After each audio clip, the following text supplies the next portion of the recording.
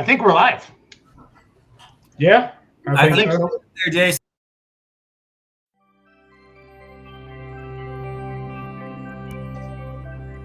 Hey, there we go. Wow. Welcome, guys. We're organized. This is a new platform tonight. I don't know what I'm doing, so that's all good. So welcome to Let's Grow Pulling, everybody. Merry Christmas. It is not going to be a white Christmas for a lot of you. We have been doing a promoter workshop here in December, and it's been a lot of fun. We've been having promoters on from, I would say, like a small town brush pull all the way up to like a Grand National pull or a big Champions Tour pull, or I don't know. We don't think we've had any high limits promoters on or anything like that, but it's been fun. We've heard for a little bit from everybody. Our regular host, Randy Fishbaugh. Randy, wave to the crowd. Oh, there you go. Randy said I'm going. Randy, wave to the crowd and give us your favorite Christmas memory. Randy Fishbaugh. Randy to Fishbaugh. Randy, can you hear me now? Randy, can you hear me now? No. I don't think you can. Logan, can you hear me? I got you there, Jason. Introduce yourself and give me your most famous or your favorite Christmas memory. Okay, well, I'm Logan Stevens. I'm a mini rod driver out here. We pilot two mini rods on the Champions Tour, and we'll be doing some cool stuff this coming year. But one of my favorite Christmas memories was actually the year that I first met Jason. We were down in Lebanon, Missouri, and we were down pulling garden tractors. Jason brought his crew down, and we all had a grand old time down there. He brought some presents down for all of the kids pulling garden tractors. So I've got to say, for pulling related stuff, that's got to be one of the best memories out there with stuff. All right, did you get an invite to the high stakes? I'll have to check with the boss man, but there might have been a letter or two that came in. All right, so you're just gonna leave us hanging, Logan? Who knows? Bert, give us the 30-second who Bert Forbes is as one of our co-hosts.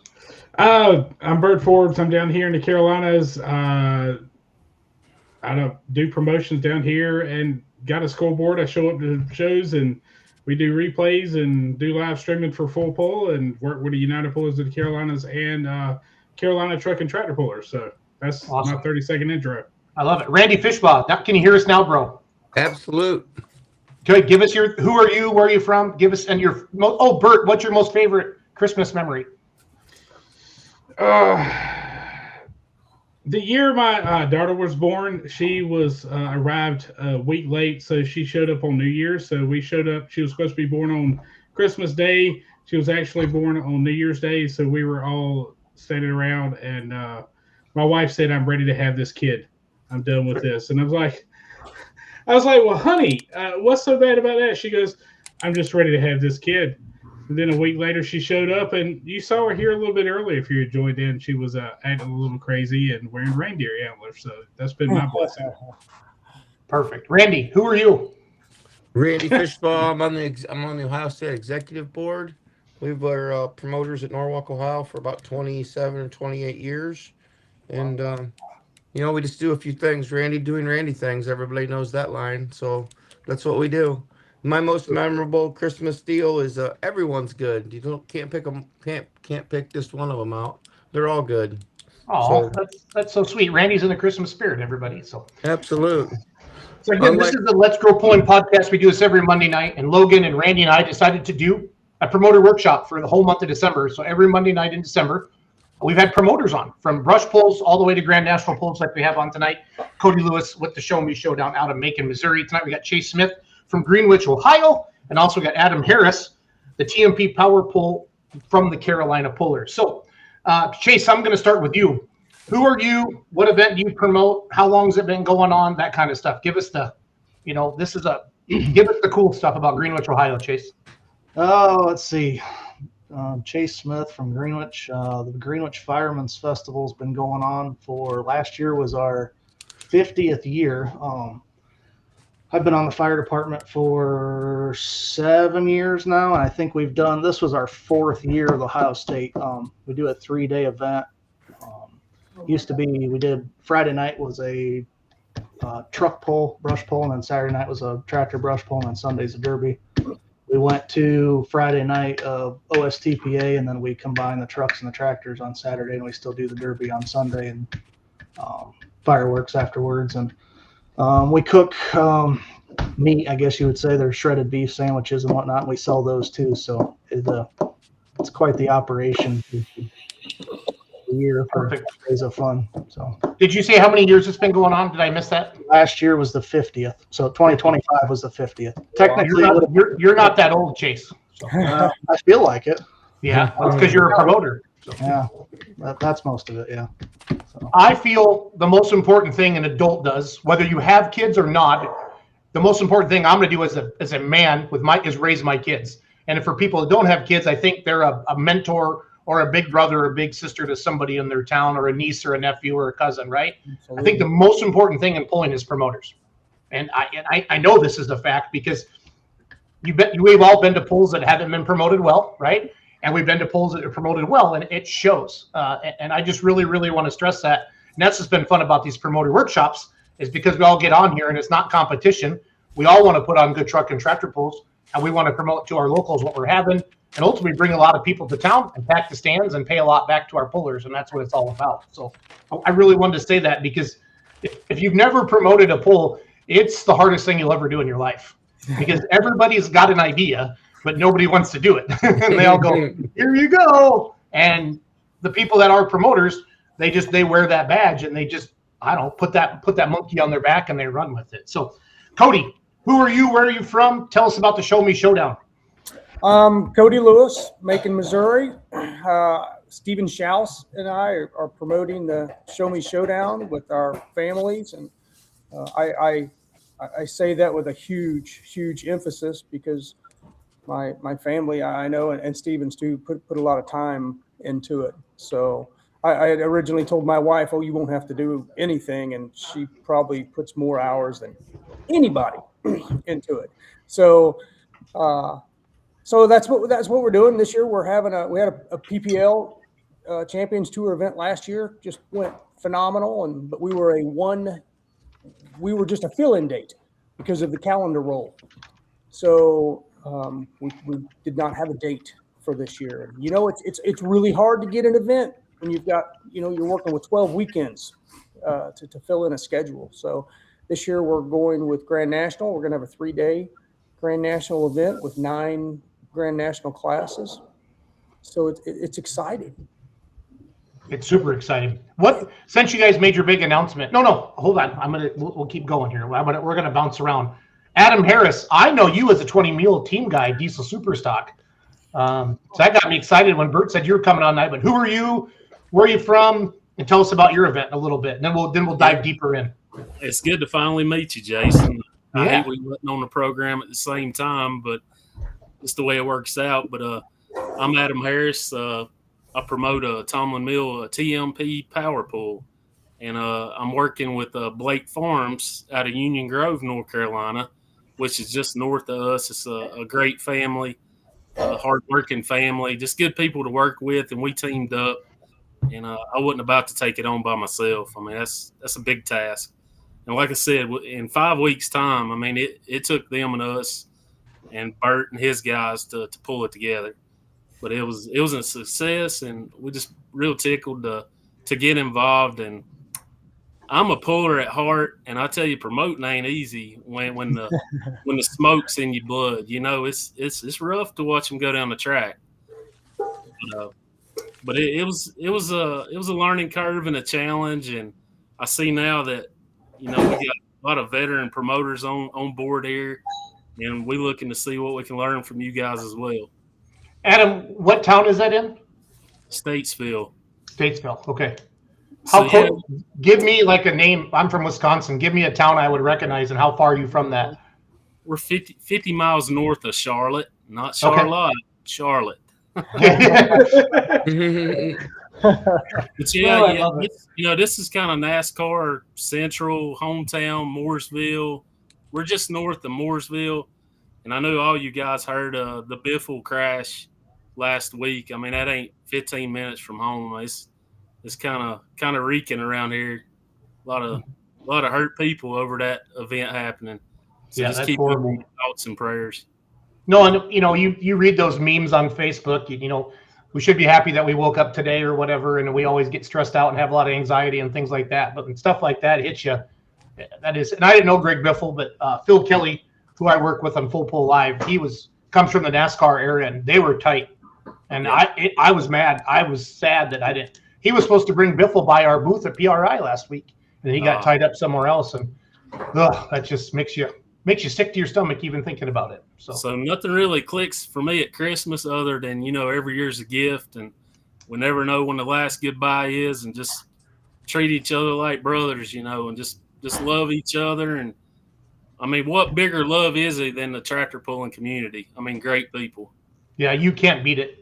When they will rally around anything and get after it. So, all right, Chase, how did Chase Smith become a truck and tractor pull promoter? That's a great question. I really don't know that. Just fire department was trying to figure out how to make a little more money, and this was what we picked. At the time, I had my first mod and whatnot, and had started pulling with Ohio State, and started to know those guys and seen what kind of quality of show they had. So I kind of proposed that idea, and everybody went with it, and now I've got myself another job. That's for sure. Yeah. Chase, tell people what you pull. I always take that for granted. I know you. So what pulling vehicles do you have, or what ones are you building for next year? Like that new mini rod. Talk about your new mini rod, Chase. Yeah.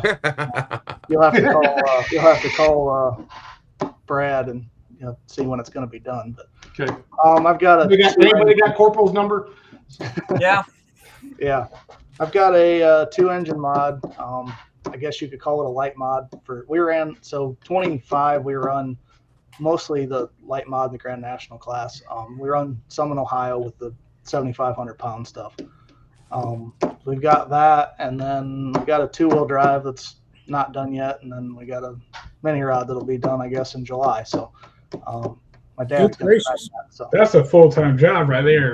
Good Lord. nobody said I was smart.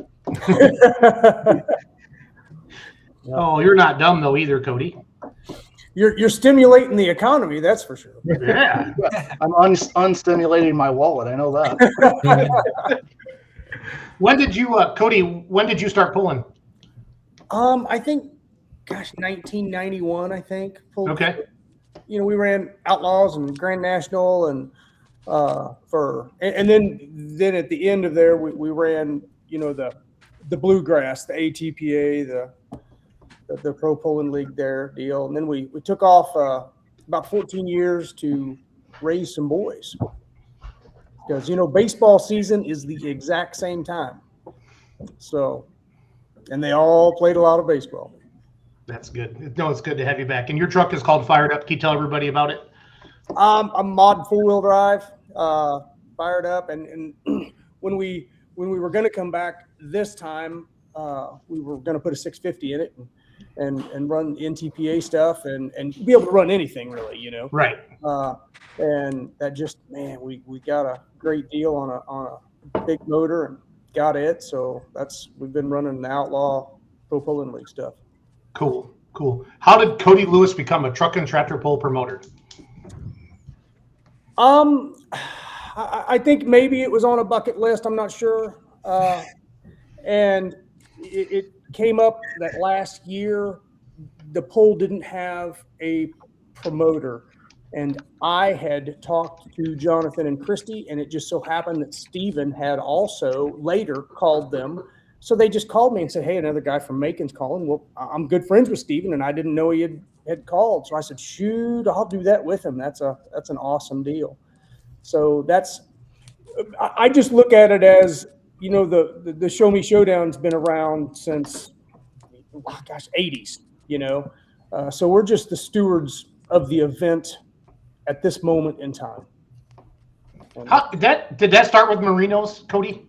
Yes, Dean Carroll, David Marino, and then Ken Everling and Crystal Lyda came on board.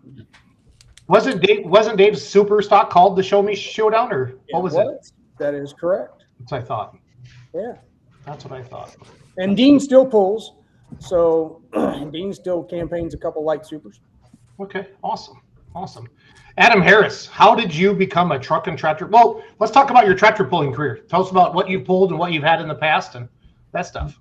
Well, I started out in the bottom ranks running antique tractors. We started back in '89, and then we ran them up to about 2000. Then I got hooked up with Darrell Barrier out of Concord, and then we built Red Iron Special Super Farm. And I still argue it was probably one of the strongest 540s. No computer, no dyno. It wasn't scared of any 640s anywhere. So we was really proud of that. I mean, we tuned it by ear, watching the flame, and that's all we had. And it performed well. And I guess we got a couple North Carolina championships with it, and nothing major Grand National, just local. And then it's hard to win a point. When people say that, I always get kind of like, it's hard to win a points championship anywhere, Adam, at any level. You know that, buddy. So it is. It sure is. But then in 2003, Darrell decided to go with a super stock. So it come down between Dickerson's tractor and then Robert Galloway's John Deere. And, James, he was partnered up with us, working with us. And he wanted, of course, the green tractor. Darrell asked me, no offense to Galloway, I mean, that was a top-notch tractor. But Dickerson's stuff, you guys know, was on top back then. Yep. I told Darrell, I said, do you want to win or what? He's like, we're going to get the red tractor. So that's what we got. We campaigned it for 3 years with Darrell. That's pretty much the history there. And then we moved on.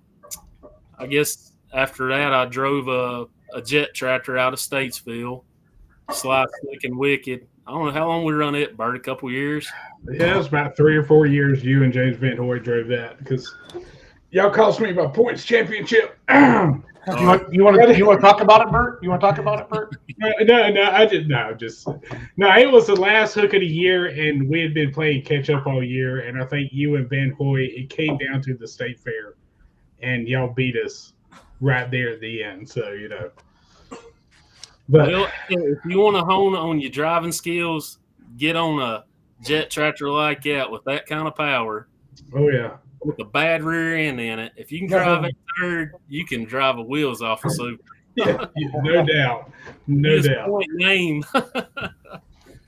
But yeah, then I guess 2009 we debuted the new Super at Bowling Green. Everybody said, "Are you crazy?" I said, "What better place to bring it out?" It was naked, no paint, no nothing, and of course tore it up first pass. So we ran it up till 2018, July of 18. Yeah. Danville, Virginia was the last pass on it. So they're missing it ever since. Got to get back in the game somehow. I like it. How did you become a truck and tractor pull promoter? And Logan, you and Randy are gonna start asking questions after me, so get ready. So Well, I mean, like I said, we're just doing our monthly deal here, through the summer months for our local. Yeah, talk about that a little bit. You're not like a once a year type of a deal. No, we pull once a month, April through October. Brush pulling. Our local guys, we got some pretty nasty four-wheel drive trucks, some hot farm tractors. We got smoke and some naturally aspirated two-wheel drives. And then small block mini rods. So, it's a decent monthly show that people can come out, with their kids, and $10 a head to get in. So it's cheap, something cheap to do. But I told my buddies a while back, I said, tractor pulling's fixing to really benefit from, of course, the economy and everything else. NASCAR is not what it used to be. Drag racing, everything's so expensive in motorsports to go see, and tractor pulling has got such a show now. Just the vehicles and the haulers is so impressive. It puts NASCAR and everybody else to shame. And to come out in an open pit, just great people. Tractor pulling, I just knew it was going to climb the ranks. It's just this exposure that Jason and all you other guys is doing. And like Bert, Bert knocked it out of the park for our event. that LED scoreboard, the sponsors was just beside herself.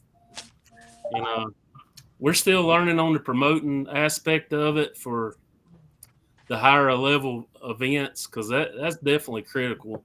The advertising, the Facebook, the radio. I mean, it's everything you can do to draw the people in. One pool 30 minutes south of us, they drew in 5,000 people. And they hadn't been on the track in how many years, Bert? Been a while.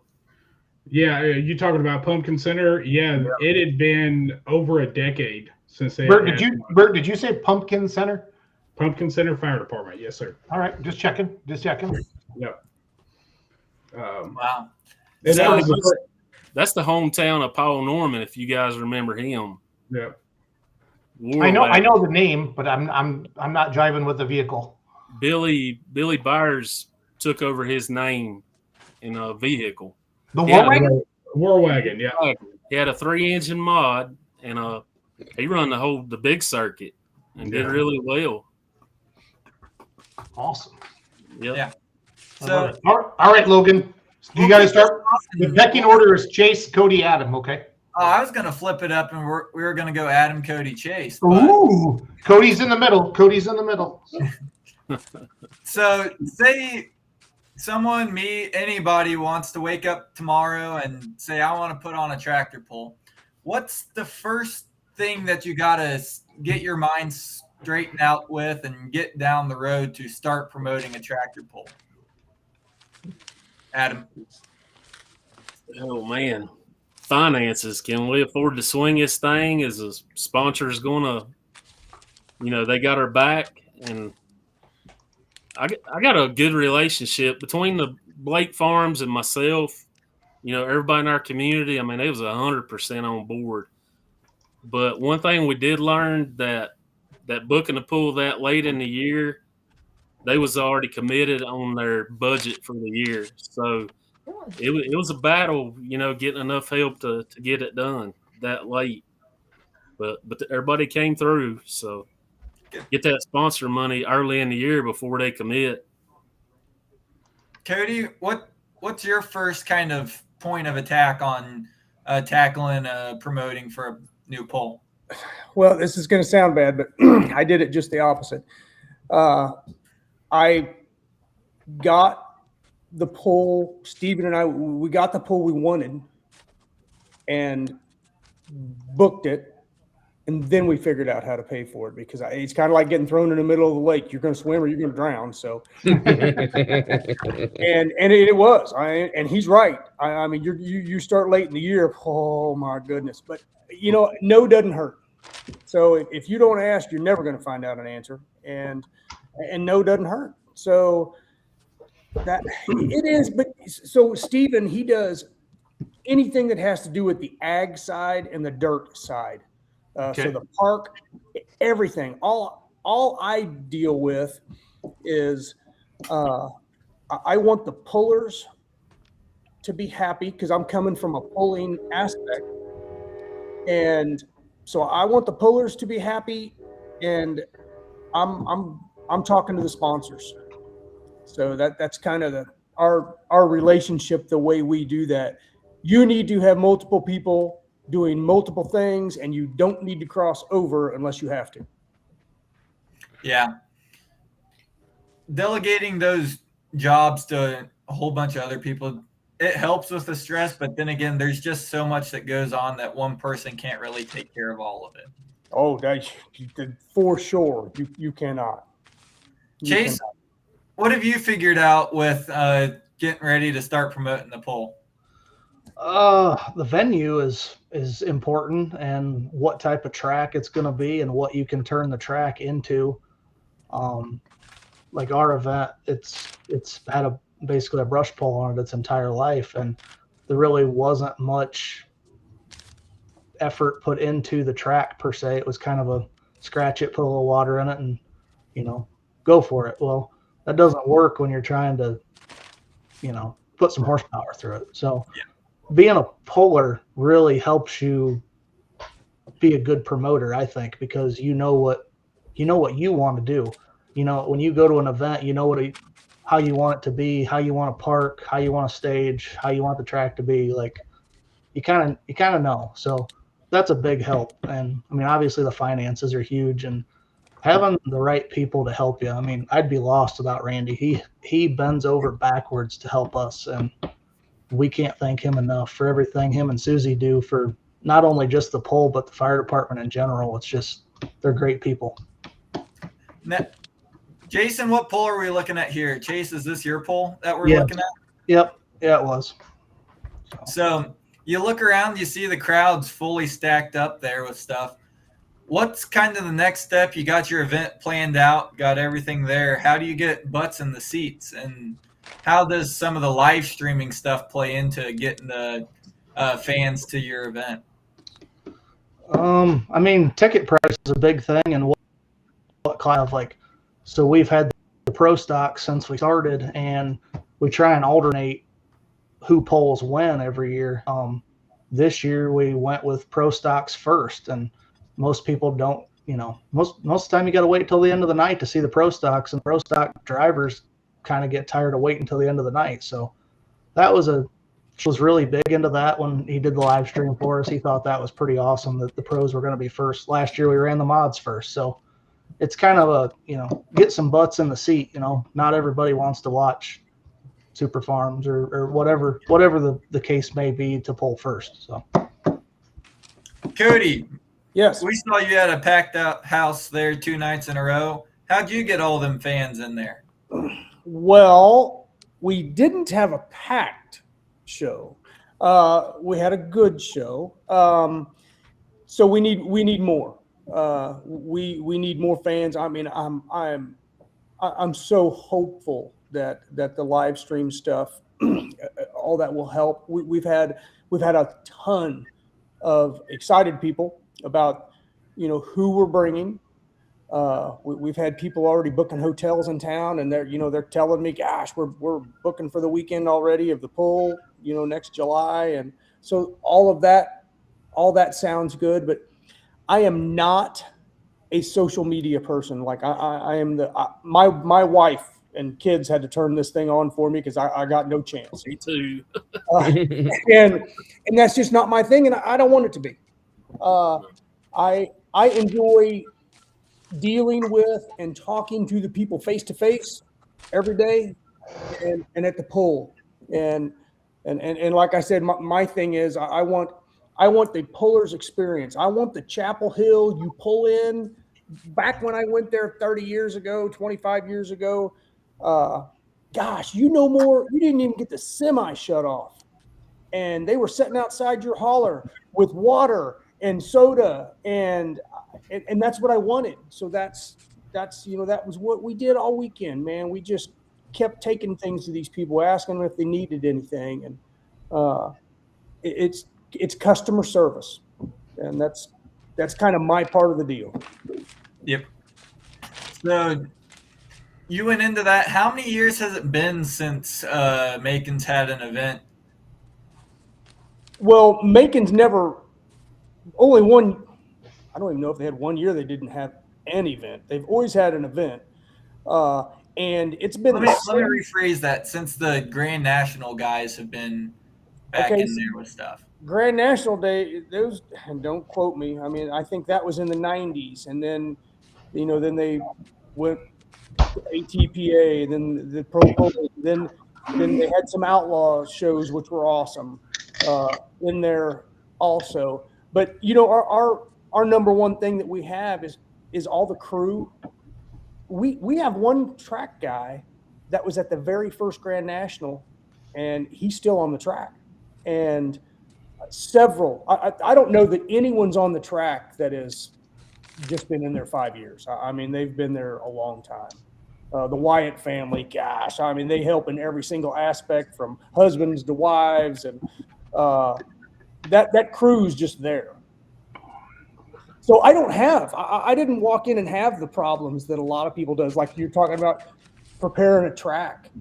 Shoot, that Steven, he's been like camping on this track for the last 8 years. And when the pulling season's up, he's growing stuff in it and trying to make it to where it wasn't like it was in the 90s, because in the 90s it was terrible for big tires.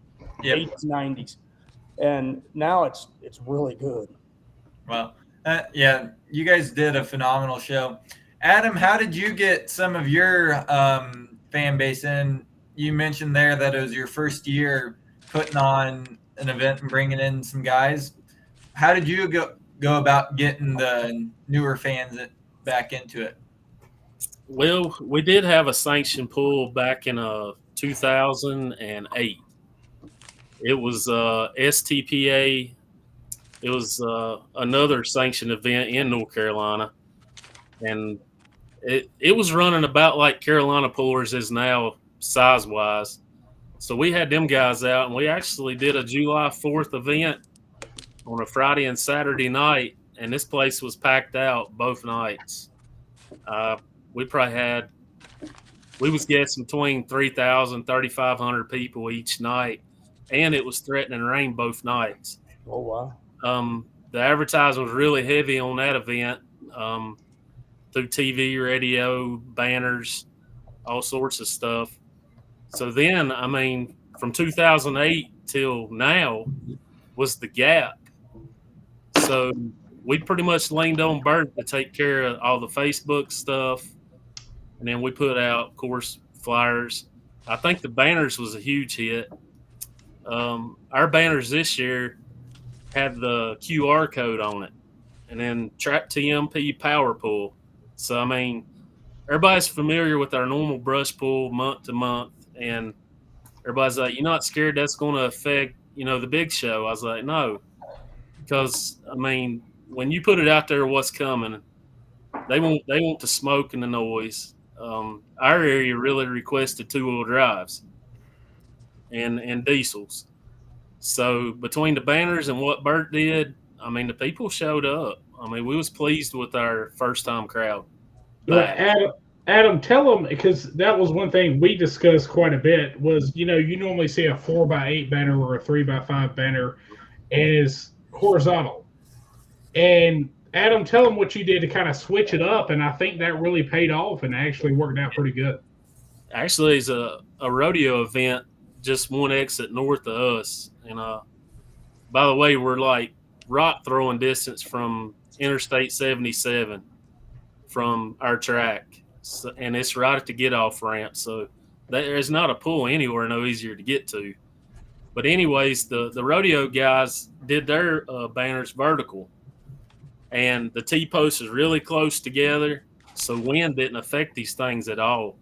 When we took them down, they was just as tight as they were when we put them up. And they look good. And Bert said, to go with a yellow color and then navy blue tractor emblem. I mean, that thing popped. I mean, it really stood out. And I think the banners was great. A lot of people really talked them up. Where did you put them? Intersections, just all over the place, like get off ramps on the interstate. So how far before the show? What was we, 2 weeks, Bert? Yeah, because like you said, you'd have made that decision 5 weeks out for that show, for that to put that show on. So it was like a mad rush to get everything, set up as far as flyers and banners. And you had a local guy do your banners. Yeah. But yeah, normally what we do around here is 3 to 4 weeks out, and we put it on main thoroughfares, and that way it's more of a reminder. So when they're taking their road to work, that banner's popping up, everywhere. And plus, being that vertical banner, we talked about it, you can stick that in a lot tighter spot than you could say a 3x5 or 4x8 that is horizontal. So that was something we tried different there, and it seemed to work pretty decent. And too, if you set your banner up like in city limits, some of them places is kind of pushy on what they allow you to put up in town. Sure. So it being smaller like that, it's less apt to, I guess, aggravate them and take it down for you. What size is the banner? 3x5. It is. It's just vertical. Okay. Yep. And something else to bring up on that is that we're all worried about the telephone lines and all the fiber optics and all those kinds of things. Being that 3x5, or you can even do 4x8, if you take the telephone pole and the guide wire, they're not going to put any of those wires in between that section. So it will fit perfectly between a guide wire and a telephone pole. So they're not going to run their fiber optics and their other telephone wires in that section, because if something has to be maintained on that pole, then they've got to worry about all the fiber optics. That's what we learned from a local guy here. That's what he said. He said, you can put it up there. You're not going to worry about hitting fiber optics or anything else, waterline, telephone, anything like that, because it is in that section.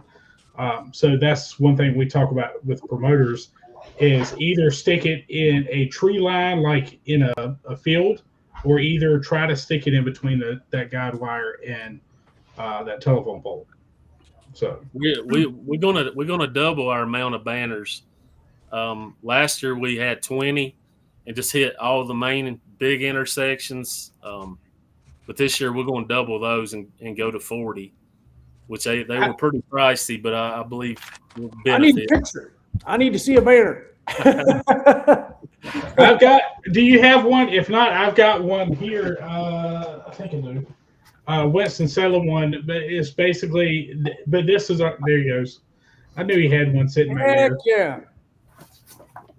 And it's as simple, and everybody's like, why don't you get all graphic and crazy with it? And the reason why we don't get all crazy with it, if you think about it, if you're going down the road with your headlights and you come around a corner or something like that, you just want something to give the event, the date, the time, the QR code. We put that on the bottom, because if you're sitting like at a stoplight or you're sitting at a crossroads, you can just take your phone out and that QR code is big enough, it picks it up.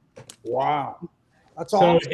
it's just something simple, but it gets the job done. And they know that because of the USA East and the Carolina Pullers logo on it, it's not one of their normal pulls. It's not their normal TMP show. And there's nothing wrong with that. I'm just saying that identifies and separates what they got. And I think Lumberton, they used a colored version of that same picture there instead of the blued out version, which is fine. It was just with that color combination, and my uncle came up with this years ago, that color combination shows good at night and shows good during the day. If you get a bunch of colors on there at night, you're only going to see it for a second, especially if you're using a white banner. It's going to bleach it out. You're not going to be able to see what's on it. Like Bert said, if you get too fancy with your banners, like pictures and such, people's way more apt to steal them. They're going to be hanging in the shops. Yeah. We went through that with one promoter. He went full colored and had a picture of a mini rod or something else on it, and it was full colored and fancy. I think he put out like 50. He got like 8 or 10 back. Oh, Because, yeah. So if you keep it simple like that, the other thing about it too is, like, next year, all we got to do is we'll take vinyl, and I can get the vinyl cutouts, and you just put it over top of your other dates. Sure. And so you can reuse those banners. And you can get those like banners on the cheap if you got somebody local to do it too. But like banners on the cheap, you can get that 3x5 for like $35 a piece. So and you can design it on there, or like I used, I forgot Canvas or something else, and designed that on there. Basically, sent it to the guy, and that's what he came up with as far as that goes. So, but I mean, it seemed to work out, and you can reuse those banners. If you buy a high quality banner, you can reuse it year to year. There's some Winston-Salem banners that I bet you're 15 or 20 years old. wow. And they just hold up that well. So, Randy, what do you got? Well, what all did you have on your QR code when they flashed that? What all did that tell them? And who did you have do that for you? The QR code. How did you get that? How did you get it on your banner? Did you have a company do that, or did you do it, or? You can go to Adobe Express and just type in, and Adobe Express is free. There's certain parts of it that's not, but this part is. You type in the search menu, type in QR code, and it has a free QR design, and then I will download that QR design, and either, like on that case, we kind of put it together with the logo and that kind of thing, or you can send it to whoever's doing it, and it sends a direct link to either, in this case, it sent to TMP Power Pole if you scan that QR code, or in some of the cases they don't have their own Facebook pages, so we'll use, Carolina Truck and Tractor Pullers Facebook page or UPOC's Facebook page, whoever will benefit the most from it as far as that goes. But we've seen, and you'll see it as soon as you put those signs up, within a few days, you'll start seeing the traffic on the social media page pick up because it's sending them directly to the social media page. It's a great idea for sure. With everything that's going on in the world, that's what it's all about. That's a good idea. So for sure. What's everyone's take on the live stream? So, what do you think about, what's everybody's take on that? Good or bad? Whoever wants to go first, go ahead, Adam. I hadn't learned enough about it yet. Okay. I'm really not in the loop on that. I was wanting to get involved with it for our last event, and it just didn't pan out between Carolina Pullers and Full Pull Live, right, Bert? Yeah, that's what it came down to, and we're working on that for this year to try to get some of that resolved, so they can take the benefits of it. Because there's no doubt about it, the pullers that he has at that event are definitely worthy of that showcase, no doubt, where people in the United States can see what goes on down here in the South.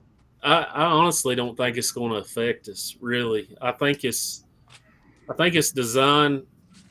If I want to watch Toma and I'm not going to Toma, I mean, it's for that reason. I mean, you local guys, they're going to want to come out and see the smoke and hear the noise.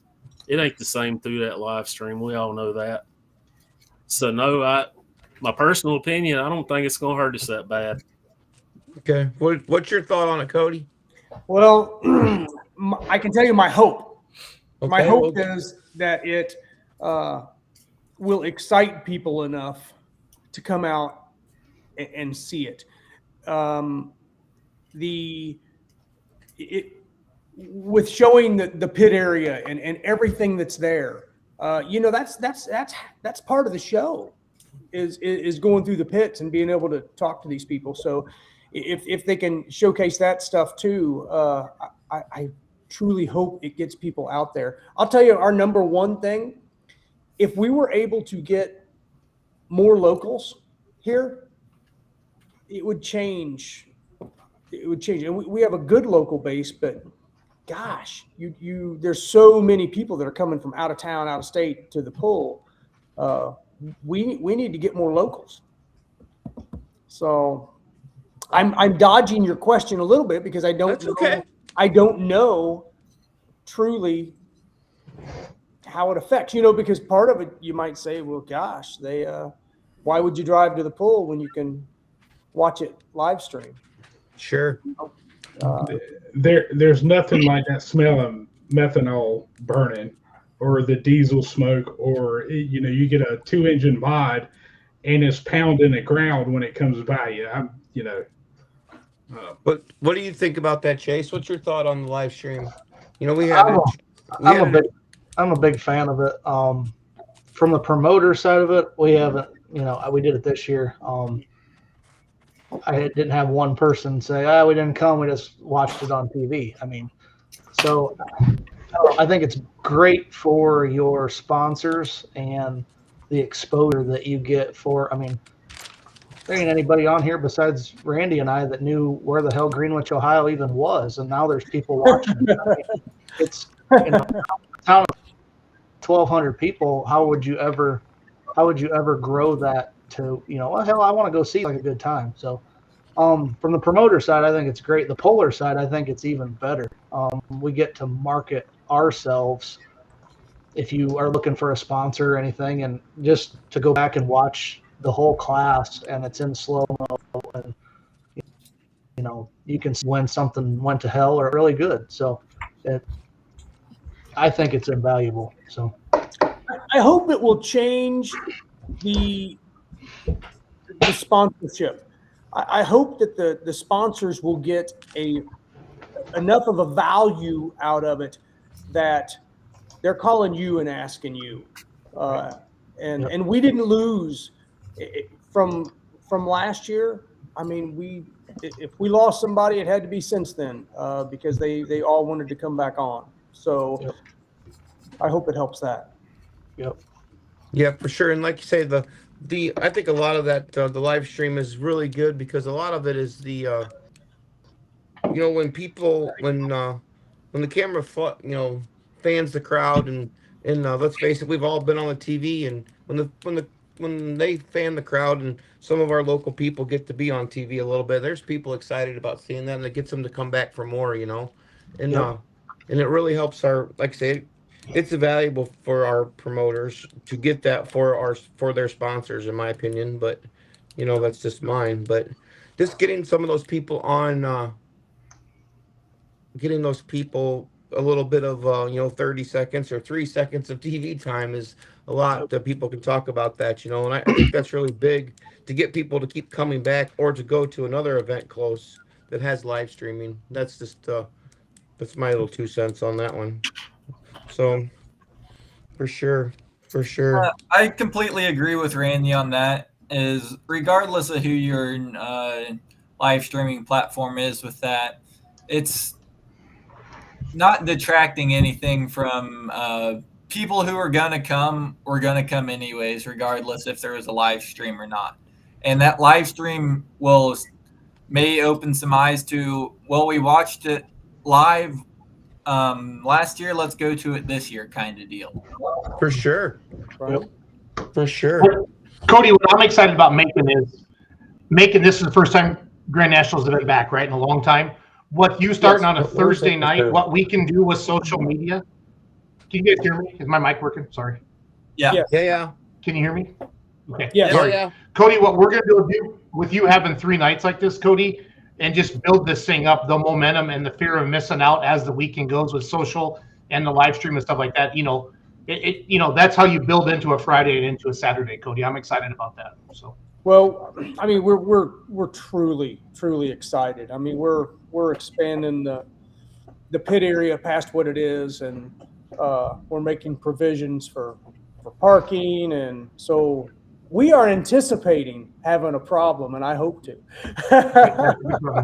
Yeah, I hope we overfill the porta potties, if you know what I'm saying. We tell. I do too. Adam, you pulled Grand National. You've been out on the circuit. You know how popular pulling is in Missouri, where Cody is, and in Wisconsin, where I am, and Ohio, where Randy and Chase are, and Kansas. Sorry, Logan, nobody knows what pulling is in Kansas, but except for a couple people. But we love Logan. What's it like, Adam, in the Carolinas? Because I didn't know anything until Chase Richardson started sending me out to Lumberton, to Cody Singletary's pull. Then I became friends with Bert, and I started working with Bert. The pulling fans are just as passionate in the Carolinas, but is there not as many pulls, Adam, or is it just race car? Like, I was never impressed with the crowd that got at Benson, Adam, and it just blew me away. You want to talk about a badass facility, Benson, North Carolina, all pavement, everything. You know what I mean? Second to none.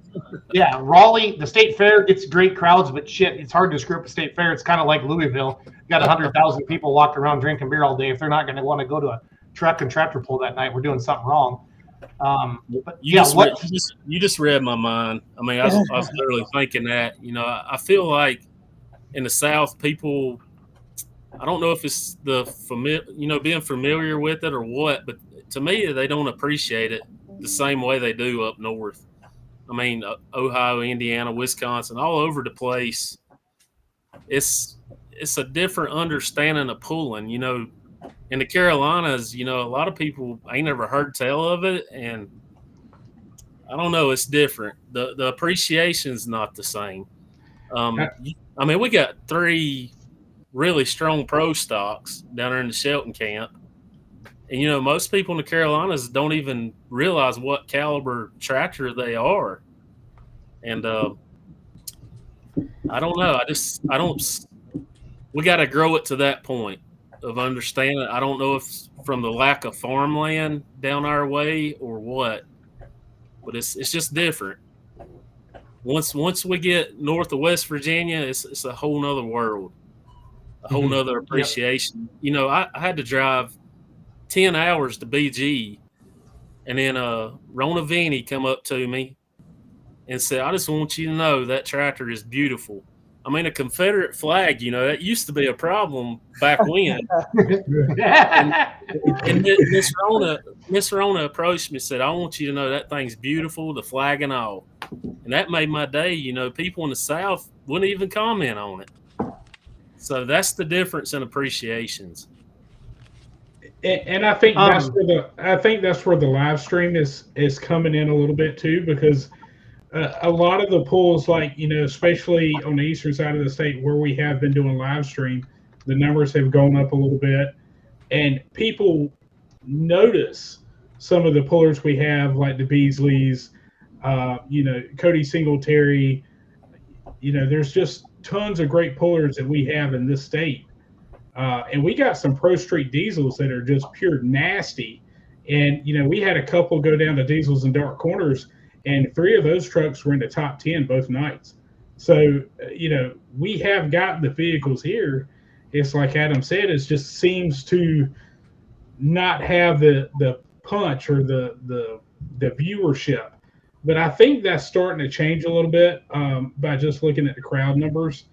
And hopefully with the social media side, it's helping out a little bit. And everybody watching, I'm showing Greenwich, Ohio, because I obviously have access to it with Full Pull Live. I'm not picking on Cody. I tried to find some stuff on Macon. I put up for a little bit, but I just want you to know I'm not trying to play favorites, Cody, or anything like that. Hey, Or Adam, it's so don't be all mad at me. good.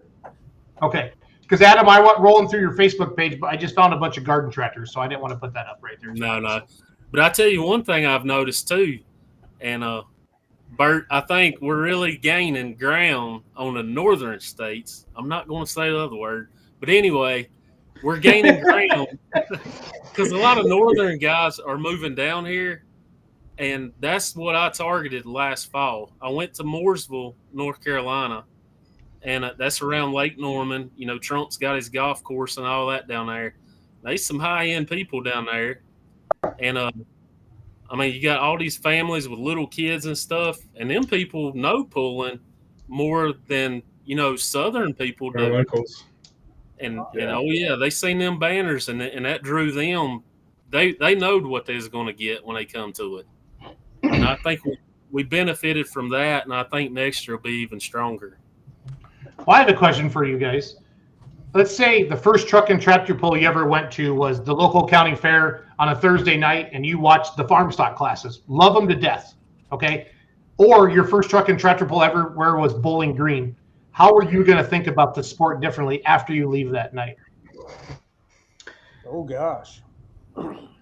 Well, I mean, you'll see the capabilities if you go to a Bowling Green for your first. right. So you know you know what it is capable of. And we talked about the sponsorship, and not enough people know about truck and tractor pulling. They just don't, unfortunately. And I don't know. Not as many kids are growing up on farms anymore. I mean, that's how this whole thing started. Is you took dad's or grandpa's tractor or truck to the fair, and then just like any men does, how can we make this go faster? And we start giving it fuel, and then we run out of fuel, and then we give it more turbo or more stroke or more bore or whatever. But that's the whole idea.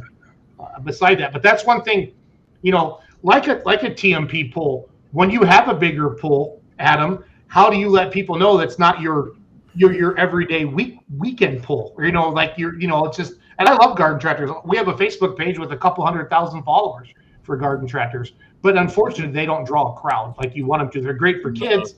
They get them hooked, but I pretty much rely on Bert. I mean, I really do. With his advertising and stuff, and he pushes it, and I mean, it seemed to work. Like I said, I mean, people down here do have enough sense to know what show they're getting from our normal weekend, and because it showed. I mean, the people were here. I mean, I was very pleased with the crowd, and being, a weekend after another sanctioned event if we'd have stayed on schedule and hadn't got rained out, we'd been the weekend before our neighbors in Boonville. So the only other available weekend was the weekend after them, which was Okay. 2 weeks later. So that really crushed us having to reschedule. No, that's good. That's good. Chase, when do you guys, I mean, you work on this pool all year round, or do you kind of start up in January? Do you have weekly meetings? And I'm going to ask Cody, and I'm going to ask, obviously, Adam the same thing. But because I don't want people to think you can promote a truck and tractor pull and hang up some posters that your beer company made for you 30 days before the event and expect to get a crowd. That doesn't work. So when do you guys start on this thing, Chase? So we'll go sign the contract for the event here beginning of January at Fair Managers Convention in Columbus. I'm pretty fortunate. The guys on the department pretty well just let me handle it and whatnot with that. So, but other than that, like finding the sponsorship money and all that sort of stuff, that starts a few months beforehand and whatnot. And then one of the biggest things is after the poll's over, about a month after, send all your sponsors a thank you card. You wouldn't believe how far that goes. People really appreciate that. Like, I get one, I normally have an aerial shot of, and I send that to all the sponsors, and that's just a little gesture for what they do for us, you know. No, that goes a long ways. I do that in my mortgage business, Chase. After every closing, I write a handwritten letter to the realtors and to my buyers, so that goes a long ways. So we had Foster on, Wesley Foster, on one of the first promoter shops. Logan, Randy, remember that? They handwrite, the FFA kids handwrite to every single anybody that helped with the event, and they always send us one for Full Pull Live every year. So that's pretty cool. So, Yep. That's a podcast worth going back and watching. I mean, anything that Yeah. Wesley does, they put on a master class down there with promoting. So props to those guys. Cody, how is having weekly meetings or text messages? How do you guys plan and prep? And Stephen and I mean, we talk a lot. There's not a week that goes by that we're not discussing something. But as far as last year, if you want to start with like last year, probably in December, we started really pushing. And so then if you go past, if we started 3 months ahead, it'd be a bad deal. This time, I made sure. So we had a sponsor VIP tent, and you had to sponsor. Gosh, I think it was 2,500, maybe even 2,000. You could get a couple passes into this thing, and every sponsor. I talked to him and I said, you have to come to the show. That's the deal. And if you're not going to come to the show, we don't want your money, because you have to come to the show because we need you next year. So if you don't come and experience it, you're probably not going to do this for me again next year. You're just doing it because I'm looking at you and I'm talking you into it.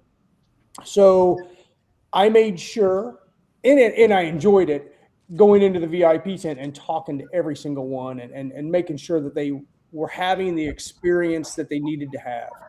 And that went over wonderful. And it was all the free alcohol they could drink, or any drinks, snacks and stuff that they could have for the weekend for both shows. And that was one of the smartest things we did. Did we spend some thousands in the VIP tent? Yeah, but golly, they were happy. And we had people come up to us on Saturday and say, how do I get in there? And I said, well, gosh, guys, that's a minimum of a $2,000 deal. And they hand you $2,000 because they wanted to be in there. So it made that big of an impression. And then that was more than one person. That was multiple people. So, and we had people that I had approached that were of the area for sponsorship, and they didn't do it. And they came up to us over the weekend and they said, we didn't realize what kind of pull you were having. So you write us down for next year. And we have to be in the VIP area. So that was kind of a big deal, but we've already started for this year. We've been pushing on this and pretty hard. No, that's good. Adam, what about you? Do you guys have like series sponsors throughout the year? Do you have sponsors for a particular event? Adam, somebody keeps sneaking up behind you, so be careful. That's why I know that.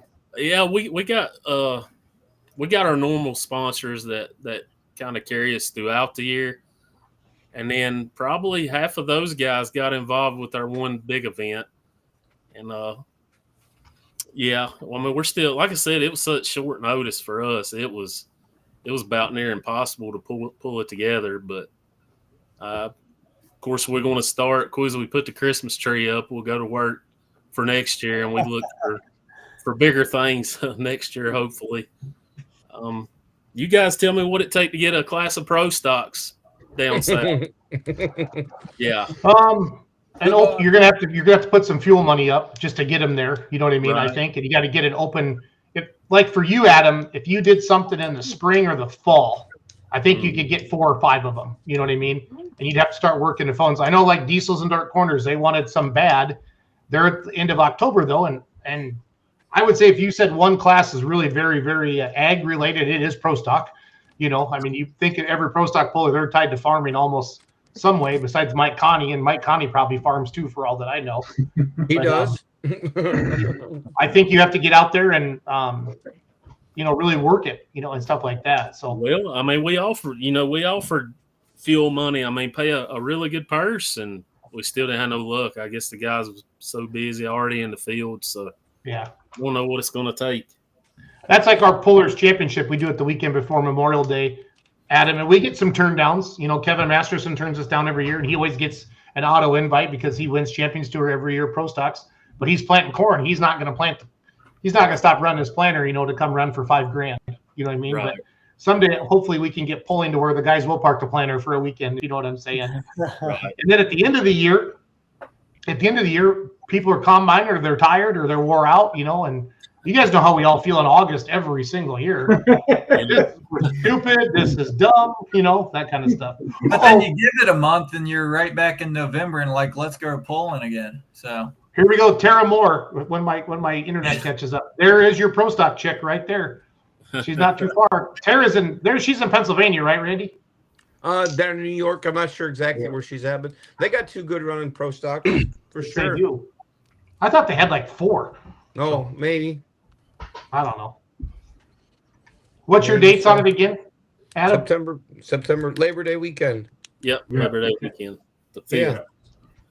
And any out of state guys, I tell you, I've been in the construction and grading business all my life, and I mean, raised in the dirt, and then got the tractor pull. But I tell you, we put a lot of effort in our track too. We give it our best, and we for a long time we carried the title. We had probably one of the best tracks in the state, and I got to uphold that name. My dad's passed on, so I got to keep that legacy going. The guys in Boonville, they got a killer good track too, and I feel like it's a little competitive with the Boonville guys, which is good. That'll push us both, to give that puller the best. And I pulled on the junk tracks, and it ain't. I mean, drive 12, 15 hours, pull on junk. It ain't no fun. No. Well, it's like we talked. There's from Maryland, guys. We butchered that. Sorry. So Yeah. It's like I was saying. Cody, I think you'd love our track. All the four-wheeler guys have really.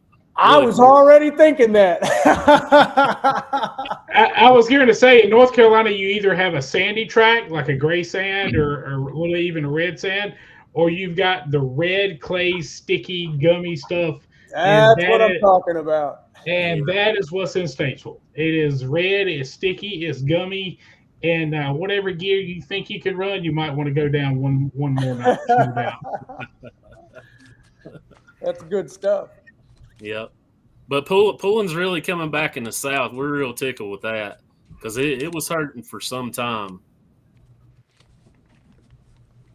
Yeah, for sure. We all have been to the state fair. Chase and I and Hurt. We've all loaded up and went to the state fair, and we had a great time down there for sure.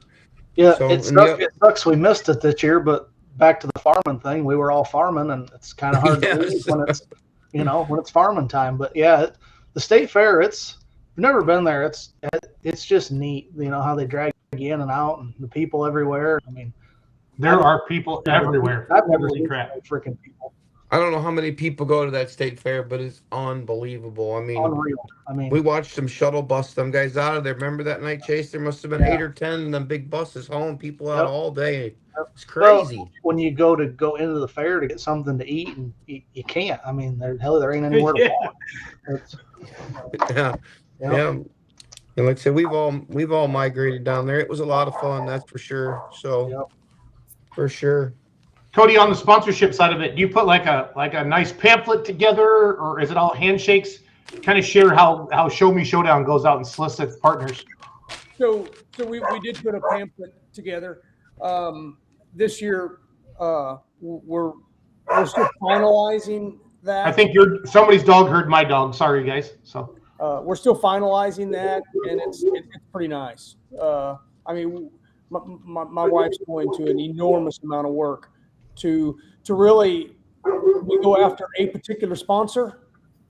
We're making a particular packet. It's not the same exact packet because we're trying to elevate our sponsorship level. So that requires some individual attention. no, well said.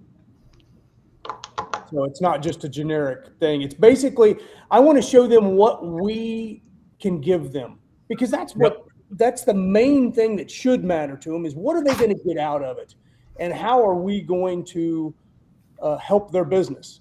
So we're trying to individualize our sponsorship packets to reflect that. It's not just, hey, I need you to donate some money so we can have this pool. Right. Hey, Cody, do you have different tiers for Yes. your sponsorship? Like, can you give us a rough idea of how you've got that set up as far as your sponsor? So if you're going to come in like as a title, it's 20, Right. and then we'll do like a 10, 75, 5. Pretty much, we don't even have anything under 1,500. I mean, hey, if you want to come in and do a $500 deal, you're going to get some tickets or something. Right. We'll take it. I'm not turning it down. Right. But Right. But for $1,000, you're not going to get the social media. You're not going to get put on the banners, because all that stuff, it takes so much ahead of time to get that done. So that's kind of what we're trying to do. I like So it. we're working Adam, very hard on what. go ahead, Cody. Adam, what's something that you've seen at another poll that you've brought back to your polls?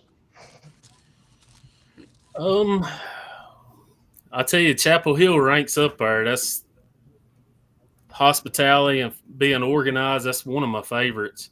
Toma was really good. Just just like you say, catering to the poolers and making sure they're good. Do they need anything? I mean, that's key. As long as them guys is happy and you paying them well, they'll be back. Yep. But I mean, as a puller, like you said, as a puller, you know what you want. So when they roll in here, you know what you should give them. That same treatment. And our first pull with Carolina Pullers, they was like, you can pay standard purse. I was like, absolutely not. We're gonna pay your raised purse right off the bat. Show them that appreciation. We could have paid standard purse, but for what's invested, everybody knows there's no money in it. So you got to pay your best. That's your ability, and we want to keep growing that and getting stronger and stronger. But like I said, it takes butts in the seats to cover the bills. Yes, it does. So we're confident next year is going to be a lot better. Randy, I'm going to say guerrilla marketing, and guerrilla marketing to me is not TV, not social media, not Facebook, not print, not your traditional advertising, Randy. So what are some guerrilla marketing things you've done with, is it schools, or share some ideas that you guys have done over the years to get the word out about your event? And anybody can jump in on this. So just some unique ways, like Foster talked about taking tickets to the school, right? Logan, didn't he say that? They take free tickets to the school that the kids are already getting in free. I mean, 10 and Right. under was free, I think, for his event, but he handed out tickets. Cody, I don't know. That's one of the best ones I've heard this month. That's a Because good it's one. like, why do we go to McDonald's? Because of freaking Happy Meals, right? Because they see your kids see the golden arches and they want a Happy Meal, and then you end up spending $50 there. So the kids are getting in free already, but it's okay to give them a ticket. So, Randy, what are some things you've done? I want anybody or some things you've seen. I love guerrilla marketing. Well, go ahead, Chase. Tell them what you do there in Greenwich, and then I'll chime in on a few things that we did as well.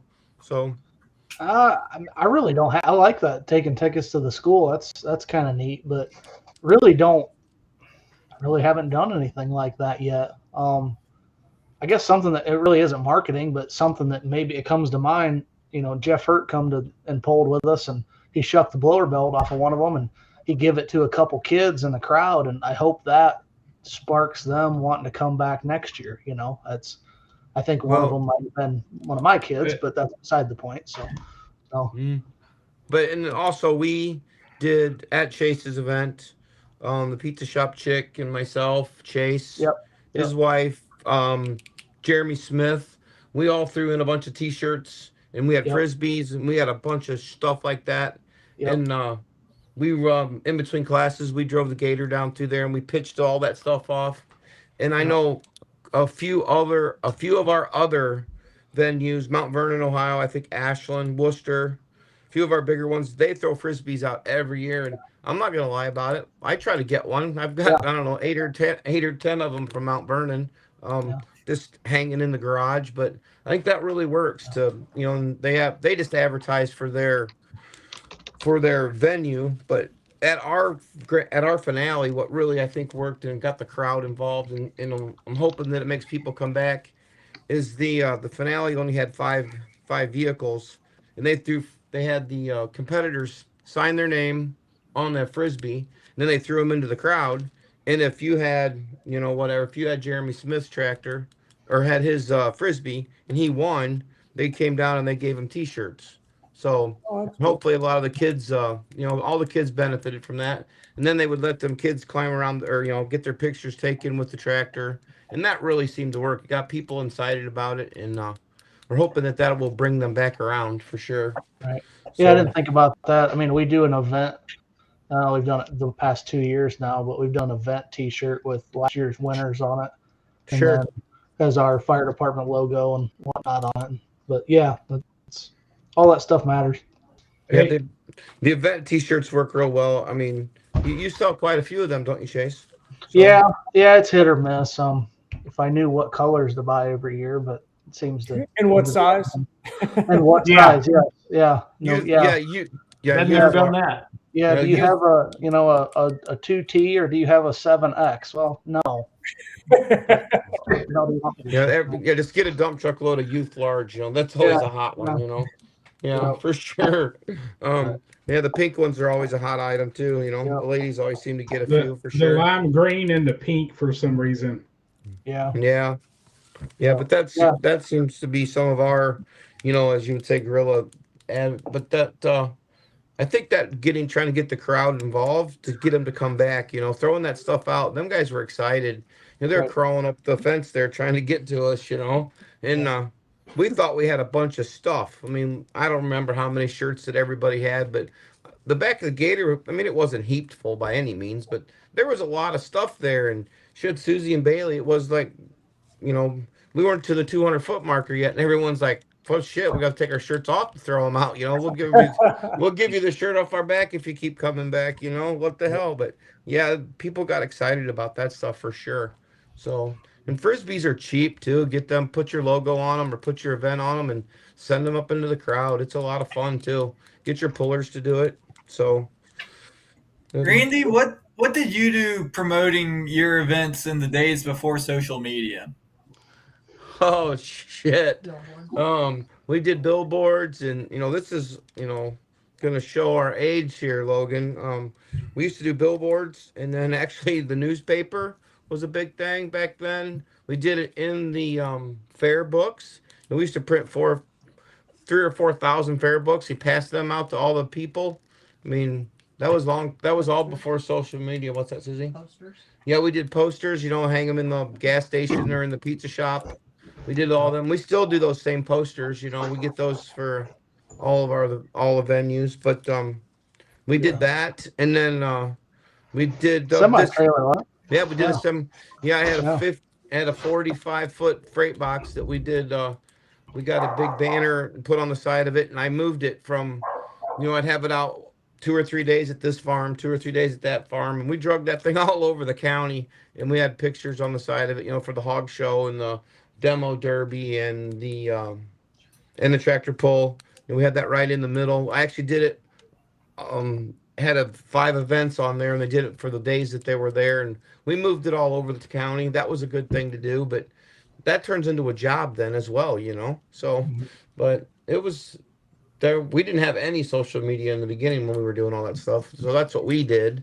That's true brute force guerrilla marketing there. Yeah, and then we had yard signs too. Like I don't know, 2x2s or something with the little wires you plug in there. And we used to do that for the county fair, and then we advertised on one side of the county fair, and then the other side what we were doing each night. So that was always giving to the 4-H kids when they got their 4-H packet and ask them to pass them out, and then we'd change the dates on them. And I think we still got a few of those in our garage as well. So that seemed to work for us, but like I say, that was years ago. That stuff's not quite as predominant now as it used to be. So. Well, we used to do a lot of displays like Lumberton. Wayne Lewis used to promote that one, and we would take his tractor down the weekend before and set up like in the Walmart parking lot or somewhere like that was high traffic, and just sit out there and sign autographs all day, that kind of thing. And that scene, we actually did that in Wilson earlier this year, and at a car dealership. And man, the traffic was unreal and I think that's a lot of it is putting a face with a name and seeing what kind of technology and stuff is in it. When people realize that it's not just, somebody out there putting in the backyard, and they see the technology and all the equipment and how much money is being spent on it, they realize it's not, just something that's not worth spending the money on. For sure. No, that's awesome with all that. While we're kind of winding down here, I know you guys still got lives outside of this. We'll go around again. After your event's all said and done, what are some things that you first look at for the next year to change or make better? Where do you go first and kind of start to improve for the next year? Let's just start Cody on this one. I pretty much I almost begged the pullers to tell me the bad. We know the good. We're looking at it too. I'm a puller. Tell me what's bad, because you cannot hurt my feelings. And each meal, each night, we, every night of the pull, we have a big feed for the pullers. And so this year we'll have 3 of them. And I want to know what's bad. And, the very first night, I see Jared Nelson, and I see a semi go by, and it's probably 11 o'clock at night, and he's past the entrance. And I'm like, oh, man, we forgot to put out the pit area sign. We were working so hard, we forgot the pit area sign. Even though we had sent, a map, it's still different when you're pulling up and it's dark out, and so we had a punch list that I feel was pretty big by Saturday night, and of things that we can improve. Because once again, I want the pullers to say that's the best event I was at all year. And if every single promoter did that, man, we're gonna, we're just gonna keep getting better and better events. So that's what I did. Cody, what's it mean to pull in front of your hometown fans? Here's a picture of your truck at your event last year. It's exciting. It is exciting. It's probably more nerve-wracking than anywhere else. Now this year was a whole different deal, because you almost didn't have time to really worry about the pulling aspect. Right. because you're worrying about the the pull itself and worrying about everybody being happy and having what they need. So, and my boys run the truck too. I drove the Champions Tour events and they drove everything else. So they informed me that they probably should have driven the event. So they asked who, they asked me, they said, so which one of us gets to drive at Louisville? And I said, neither one of you. I'm driving. Dad pays for it. Dad's driving it. They said, we did better than you all year. I said, yeah, I know. That's redemption. That way, just tell them you're going to win the big show. For sure. Chase, what are some of the things you look at to change to improve for the coming years? Being that we have a small venue, parking is always an issue with ours, and just trying to, between parking and people management, where they need to walk, where, try to keep them out of the way, try to keep them from getting hurt so they don't sue you. And I mean, all that comes into consideration. That's hard on the beginning and end of the track. It is. Yep. And like I said, it's a small venue, and I mean, I'd love to have more room, but we're surrounded by baseball diamonds, so I don't foresee that going away. I mean, I do, but it's not going to happen. So, but just that in general, just, I'm a puller too, so I know what it's like to not have room to get around and whatnot. It's went way better than I thought it was gonna. I mean, we had 5 classes last year, and we made some more parking, and everybody was. I didn't really hear any bitching, so I guess that's all you can go for, I guess. So, For sure. Adam, what do you look at to change and make better with stuff? Well, thankfully, we didn't have any complaints that I know of. We're going to try to regrade some of our seating area. We had bleachers last year and then a lot of lawn chair, up front, kind of like Bowling Green. So we're going to try to regrade and make our slope more continuous and more even and uniform. And parking-wise, I mean, all that's in good shape. Spectator parking, we're good. I think we just really got to go after, some heavier hitter sponsors, and then really go after the spectator early on, and them having that much time to plan in advance. Even Labor Day weekend, I think we'll be set. Yeah. Jason's still on here. Jason, you still here? Yes, He's sir. sleeping. Dying to show him this. Brought home the medal from your state, buddy. Oh, yeah. That's 1 hour from my house. Really, super proud of that. I love it. That's awesome, buddy. I really like. Yeah, Como will always be my favorite because it's an hour from my house. And they Cody, serve, I love they making serve the best milk. I mean, golly, the Pullers Concierge area, that's where we got that idea from. Toma. I got to hang out like a week with Dave Fund out there, was finishing up our chassis, and I had never seen a cafe or a grill. That's what everybody had for lunch was milk with their hamburgers. We rode in a big Cadillac. As much as you want to drink. Yeah. Cody, what's one thing that just absolutely worked for you that I'm going to do this every year? Okay, so you want to know the silliest thing that I took for granted that we got more comments on? Yeah. I have no idea why people don't own a lawnmower and mow the flipping grass when the pullers pull in. Not a brush hog, a lawn mower. Mm-hmm.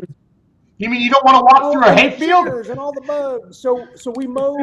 Everything's mowed with a lawnmower, and everything is white striped. It's Don Slama white striped. You know what I mean? It's so and that helps the pullers because then hey, I'm pulling right up against this left white line, and my pit area is on the right side, and it's easy. So that was literally our number one thing, and I had my boys all weekend drive around constantly. I said, if you see a puller outside, I don't care if you've asked them 5 times already today. You ask them, do you need anything? Do you need ice? Do you need pop? Do you need a vehicle? Do you need anything from in town? We'll get it. You can have my vehicle. You can go get it. This year, we're going to implement a phone that's going to be carried around by one of our guys, and every puller is going to have it. They're going to have it ahead of time, and they're going to be able to text us, "Hey, I need ice," and every spot's going to be numbered. So you're going to be parked in spot number 23, 24, 25, and we're going to know that spot number 25 needs a 12-pack of Coke. It's on its way. So almost like Uber Eats. That's our goal, so. What's the general consensus on the right size pit area? Space. We're 16 foot, 16, 18 foot. So yeah, that gives you 10 foot on the side of your trailer if you're all the way tucked up against one side. Yeah, that's perfect with that. Well, we don't have, we just can't have more. I'd have more if we could, but we don't. Chase, what's your aha moment, Chase, there in Greenwich? Like, holy crap, I can't believe that worked, or I got to make sure I remember this next year. Well, I don't know. It just all comes together and it works. It's a miracle. I mean, I don't really know that I have an aha moment per se. Do you guys mow your We grass, do. or do you Yeah, use a brush yeah, hog? we mow our grass. We weed eat around the the guardrails and yeah, we try pretty hard. I mean, it's not a very, I don't know what you'd want to call it. It's not a Taj Mahal, but we do our best. That's all you can do. Well, that's what, and this whole idea with these promoter month, I purposely didn't invite a bunch of Grand National promoters on here. I invited Cody on here because you guys have seen his passion tonight. He wants to be the pull of the year, and he says it out loud, and that motivates his ass, right? But you can still go to a Greenwich, Ohio, and it doesn't have to be Toma, Chase, but damn it, your pull is nice. It's nice. It's clean. It's organized. There was food, everything you need. You know what I'm saying? So that's where sometimes, like, not everybody can be a Toma or a Macon, but damn it, you can make what you have great. And it has to be on for your time. local people. If it says Yeah. 7 o'clock, Yeah, buddy. that doesn't mean 7:03. That means the son of a bitch better be running Right. at 7. I So- agree. Yeah, the start time is the start time. It's not just a suggestion. Yeah. That is a fact. I've never heard anybody bitch that, well, they started, 3 minutes early. I've heard lots of people about late. So Yep. Adam, what are some of your success stories as a promoter? I know you haven't been doing it forever, but like, what are some things like, damn it, that worked. That's a good idea. I just been able to pull it together that short of notice. It'd have been easy to say, forget it, not this year. We'll try next year. But the guys was down, 1 or 2 events this year running for points. So, we hated to see them guys shorted out of some hooks this year. So we just took a chance and went for it, and it paid off. No complaints. But we did start on time, didn't we, Bert? It was on. No doubt. No doubt. We had a flyby lined up to come over. Right on the dot showtime. He was late. Oh, 5 weeks time, we didn't have time to schedule a fighter jet flyby, so we'll try that next year. That's awesome. No, that's what you, as a promoter, you need to remember that you are the boss. I think some promoters come in and say, well, the NTPA's here, they're in charge, or the Outlaws are here, or they're in charge. No. It's their You're show. the ones who's now paying them. a democracy. And Right. yes, Who's paying I the pay the price? bills. I was gonna say, who's paying the bills? yeah. Mm. And you tell them what your expectations have are. to. And again, that was one of the reasons I wanted That's to the have most Cody on important as thing well. you just said. So, They have to know what your expectations are. yep. For sure. No, 100%. I appreciate All right. I appreciate last all question. the info tonight. You guys helped me out a lot. Being Well, this is fun. That's a lot of good input. It's fun, and I like mixing it up. And each host is responsible to bring on a couple of people each night. Not everybody can make it every night, but we have, I would think, Logan, Randy, Bert, we've mixed I it up think pretty so. good, haven't we? You look at even tonight, we got a Grand National with Cody Lewis. You got a regional national with Chase, and you got a local Sweet. regional national with Adam. So you Yep. got state, regional, and Grand National all here in one time. And it takes all of Oh, it it to make the does. world go It around. does. You know what it does? Yep. I love it. All right, Cody. I know you love 4-wheel drive trucks. I don't know why, but I'm a tractor guy. Don't blame me. What other classes, Cody? What other classes do you go up and watch Well, as I'm just as gonna a go fan? watch a class. Take I your won't even promoter watch hat the off. wheel drive, so, I just Really? we pull it, but I mean, I'll watch it because we're running it, But Yeah. if I'm not there running, the mods, I'm going to watch the mods. Yep. I'm going to watch. I can't say Lustig anymore, so I want to see the big alcohol supers, and I love the pros.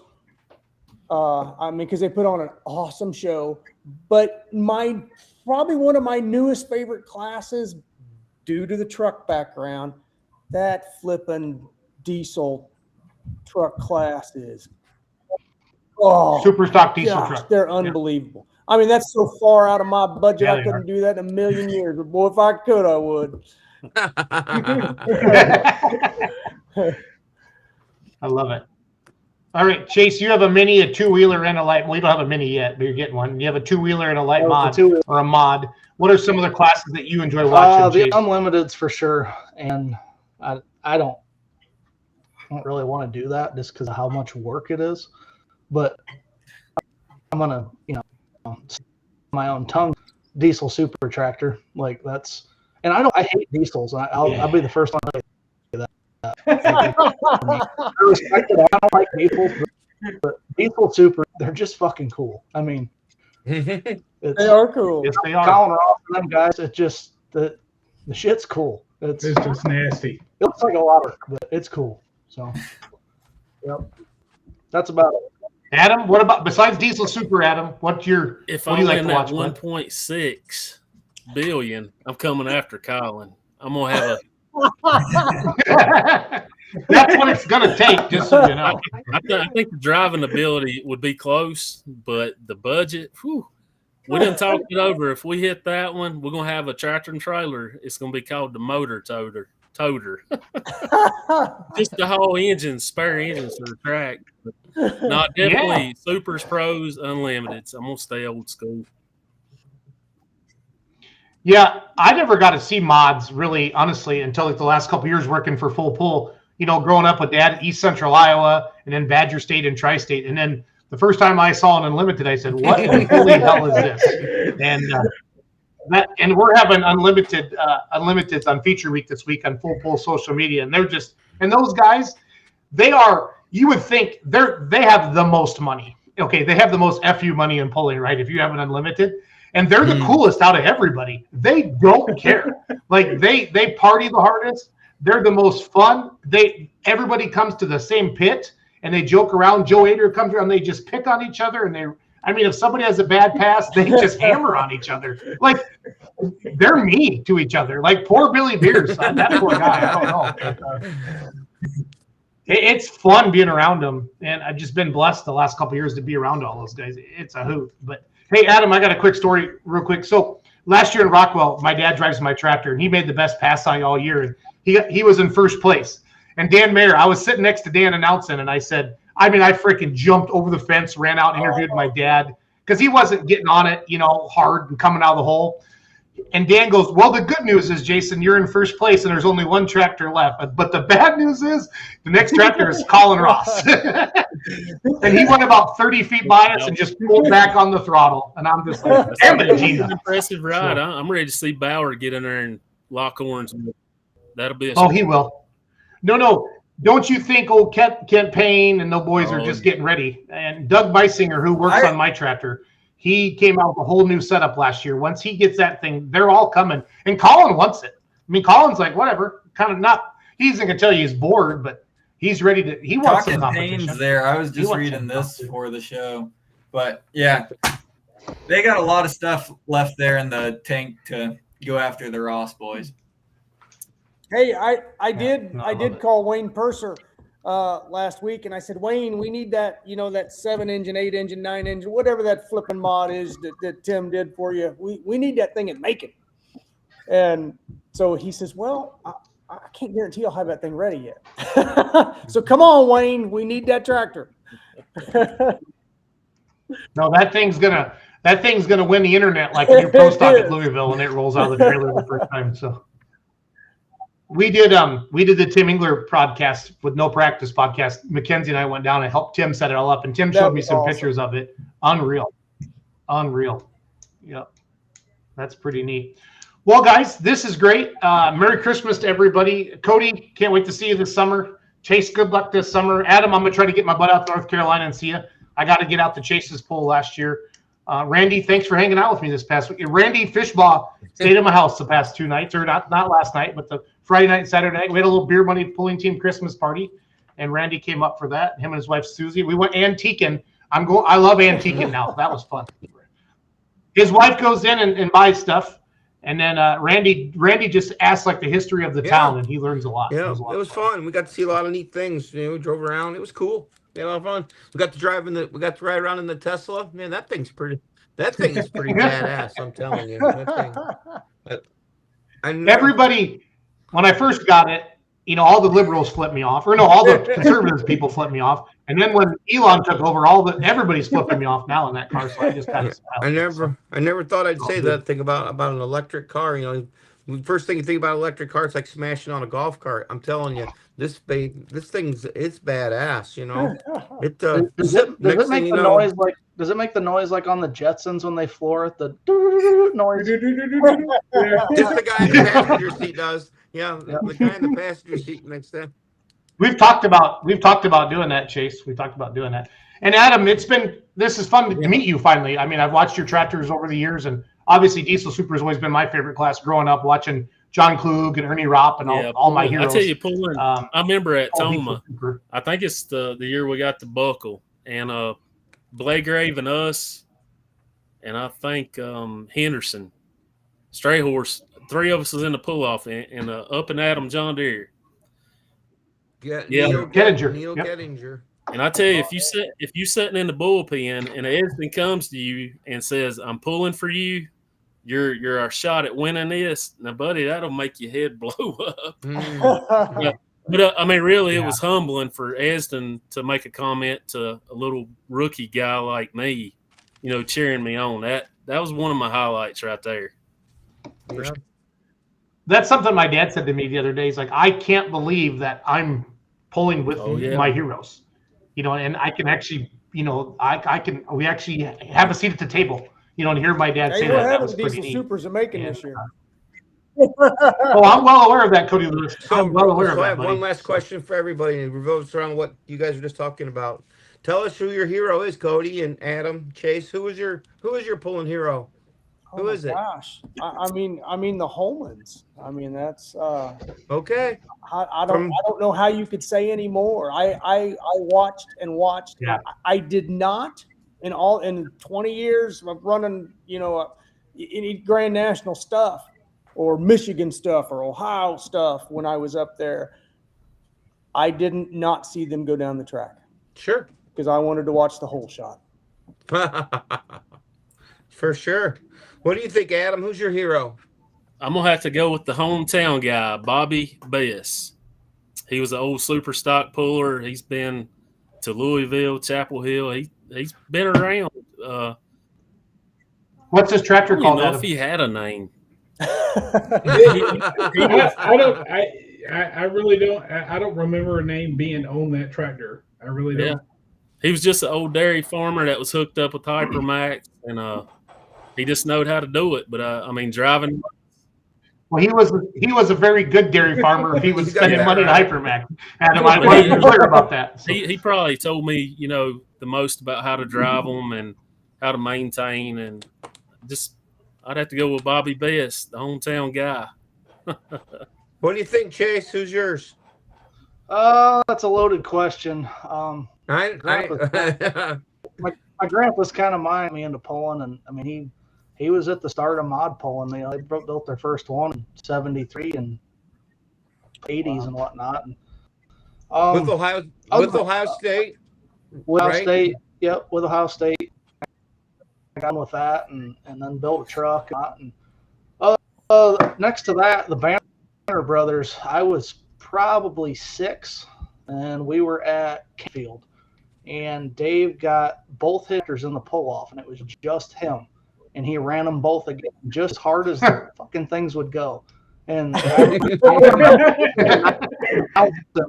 and they asked, why did you won regardless? He goes, people come here to see a show, you give them a show, you know, and I've never forgot that. So one of these days when I don't suck and I get in the pull off and it's just me on the ramp. So it might be a while. Okay. Yeah. Bert, who are your pulling heroes?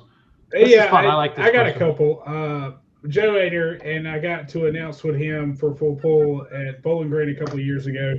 I got to sit next to him, and I called my mom, and I'm like, dude, I was like, I saw him growing up, and I watched him all over the place, and I actually got to sit down and talk to him and interview him, and that was like a lifetime achievement of mine. And I say my other one was Alan Brown. He's another local guy down here in two-wheel drives, pulled since the late 70s. He was one of the first to try to hook up 3 427s crank to crank, and he figured out when the middle engine messed up, it kind of screwed up the other two, but now he's pulling in two-wheel drives, and I kind of grew up with him, so those are my two. Logan? You guys have heard me talk about it before, but just over this past season, getting to meet a lot of new people, I still got to go back. Brett Berg has been one of my true heroes throughout the years with stuff, everything that he's helped us with on our program and getting that next generation in. But another guy is one of my dear friends is Jonathan Mears. What he's done for the sport and getting to watch him with all that, work with him over these years, he's definitely a great guy to hang around with. What about you, Randy? Schultz? Who's yours? Your turn. Oh, it's Ernie and Warren Ropp. Yep, the Iron Elk John Deere Super Stock, and I don't even like John Deere tractors, but that was the tractor that Kelowna, Iowa, was about 45 minutes from where I was born and raised, down in Marengo, the home of Travis Schlabach, who actually is the mayor now of where I was born. Every year for my birthday, I just wanted to go see the Iron Elk because Dad would go down, to get a tractor. We'd pick up parts, and I'd always ask to go in the back and see the Iron Elk, because it was back in the shop. And one year, Dad said I was like 5 or 6, and they didn't take me down there. He said I just cried until like 9 o'clock at night, and then they just they loaded me up. They called Ernie and took me down there like at 9:45 at night so I could see the tractor. There was a picture of me in the dark in my pajamas sitting in the wheel well. So that's just those were some pretty neat times. Going to the polls back then. There's so many things to do, guys, now on the weekends. But there was a time where truck and tractor pulling was it. And that's why we saw 70,000 people at the Pontiac Silverdome, and we're going to get back there. We're going to get back there. We're going to have to get creative. We're going to get a little more entertaining, but we're going to get back there, and we're going to have to add seats and make it. Oh man, I hope so. Forward to that I want that problem. Yeah, that's always a good problem to have. So, Yes, well, guys. Hey, We never got to hear Randy's. Randy's. Merry Christmas. We gotta hear Randy. Oh, Randy. Can't forget about that. I thought I was going to do a Randy thing and get out of that question. That's like, Not with this group of guys, Randy. yeah, like Chase said, that's a pretty loaded question. I mean, I'll have to tell you, a few years back, I got the John Mumaw Award for the PPL, and just by standing on that same stage up there that Kevin Masterson was up there, and with Shannon Lashner's dad, with Bill, and all of those guys, I don't know that I can say that I really have one. I never would have dreamed that I could ever get to do what I'm doing. Just being able to travel around and even to get to sit here tonight and talk with all you guys, it's just a privilege to be able to do all this. So I don't know that I have one hero. I have a bunch of them. Everybody's my hero. I really like the way everybody does. You like to learn stuff every day.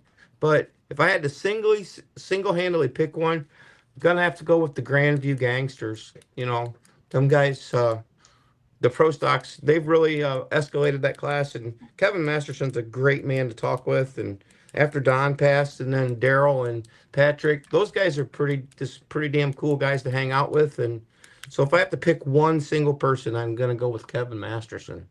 So that's my, I guess he'd be my hero that I've always looked up to, and with them Pro Stock tractors for sure. So I love it. yeah, I love it. Well, guys, hour 45. So it doesn't feel like it takes. We've been on this for hour 45, but this is great. So Cody, Chase, Adam, thank you again. Adam, great to meet you. Chase, thanks for your hospitality this summer. Cody, looking forward to making. Logan, Randy, Bert, we got one more show here in 2020. One more, we do have one more, right? Yep. 29. Okay, so we'll do one more promoter show here, and then I think we need to get the Boyds on For to talk sure. about their dad. We got to get that done. Get Greg and yep. Get Yeah. Greg and Austin on, and that'd be neat. Or no, Austin's Austin would Greg's be, boy, that'd right? be his grandpa. Yeah. Yeah, that'd be Yeah. his grandpa. Yep. But that's really the pulling lineage, right? Those two, Yeah. Greg to Austin, I think. No, Mike He did. had a pro stock too, Mike didn't he? and I forget his son's name. Okay. Steve, Mike, Yeah. Greg. Yeah, but yeah. When I interviewed Kevin Masterson in Chapel Hill a couple years ago for Full Pull Live, he said Steve Boyd made him a better pro stock puller. I mean, that's, Masterson No. doesn't talk a lot unless you keep him up past 2 a.m. Then he gets fun.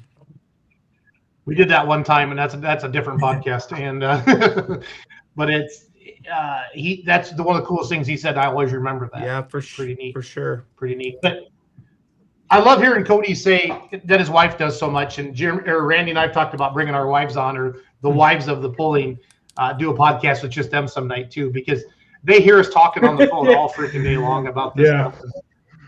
And then they hear the same shit over and over and over again. So I feel kind of bad for him. I've even apologized to her. So I was gone for 2 weeks, and I've been home for 2 days, and it's the same story every day. For sure. No, you guys, pulling's in a really unique place. The next couple years are going to be Critical. another explosion. What this IHRA guy's doing is going to make everybody else step up, and it's gonna be an arms race. It's going to be fun, and I would sit tight and hang on to your hats, because hopefully this thing's a turnaround for the payout for the pullers. I'm excited. I know the NTPA, they're not going to sit still, and the Outlaws and everybody like that. And, Adam out there in North Carolina, love what you're doing. And, Chase, OSTPA is awesome. So, I mean, it's good. It's good, guys. I like where we're heading, but we got to get these payouts up more. We got to get sponsors in the sport. We do. We have More great eyeballs. events around Missouri. I mean, we're so blessed. Our local Excalibur events, they're awesome. The Outlaw event, awesome. I mean, we've just got a ton of awesome events. Yep, I agree. Adam, I'll try to sneak down. The Bertster, I got some surprises coming up for Bert. Him and I need to talk about yet. So, Bert, I think when Bert sees me text him, I go, oh, no. I hope you do, Jason. It's all good. Bring that super. Bring that super when you come. Hell yeah. So cool, guys. Thank you. Hey, Merry Merry Christmas.